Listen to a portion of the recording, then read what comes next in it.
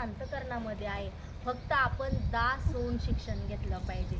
आपण अरेरावेपणाने जातो, आम्ही चौथीचे, आम्ही तिसरीचे, आम्ही दुसरीचे, आम्ही पहिलीचे. नाही, नम्र व्हायला शिकायचं. नम्र झाले भूता त्याने कोंडिले अनंता. बरोबर आहे की नाही? म्हणून जिथं जिथं आपल्या ज्ञान ज्या चांगल्या शिव्या द्यायला कोणी शिकवलं का रे तुम्हाला? असं म्हटलं का बाळांनो या आज आपण शिव्या द्यायला शिकूयात? असं सांगितलं का? पण येतात की नाही तुम्हाला? कुठं नाही बोलायचं. हा, मग येतात की नाही तुम्हाला त्या शिव्या? येतात, हो की नाही?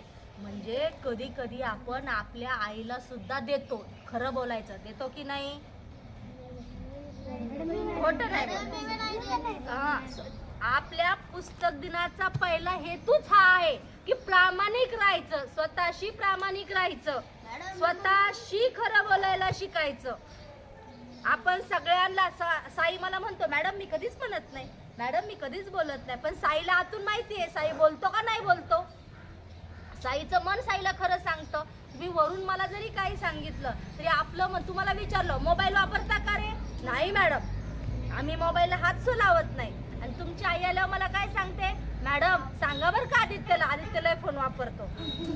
आदित्य मला काय म्हणतो? मॅडम मी बघत सुद्धा नाही फोनकडे. मग म्हणजे काय की आपण स्वतःशी प्रामाणिक राहत नाही. हाच प्रामाणिकपणा पाहिजे. म्हणून हे जे ज्ञान आहे बाळांनो, हे ज्ञानाचं भांडार आहे. पूर्ण बाळांनो, पूर्ण हे विश्व जे आहे ना हे ज्ञानाने ओतप्रोत भरलेलं आहे. फक्त ते आपल्याला वेचता आलं पाहिजे. जसं शिव्या द्यायला कोणाला शिकवावं लागलं नाही, वरच शिव्या देण्यासाठी शाळा भरली नाही, तरी पण त्या आपल्याला येतात, तरी पण आपल्या रोजच्या बोलण्यामध्ये त्या येतात. पण आपण शाळेमध्ये एवढं येतो, सगळे विषय शिकतो, तरी पण ते आपल्या लक्षामध्ये राहत नाही. याचा अर्थ काय?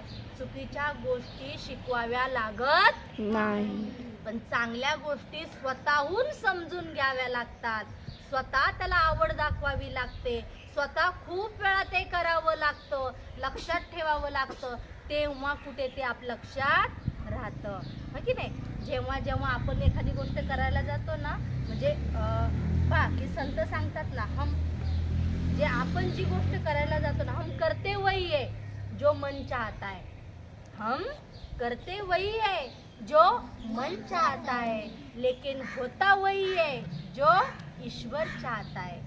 लेकिन होता वही है जो ईश्वर चाहता है. म्हणजे आपण आपल्या मनाने किती वाटलं चला आज आपल्याला गुलाबजाम खायचे, हा मनाने किती वाटलं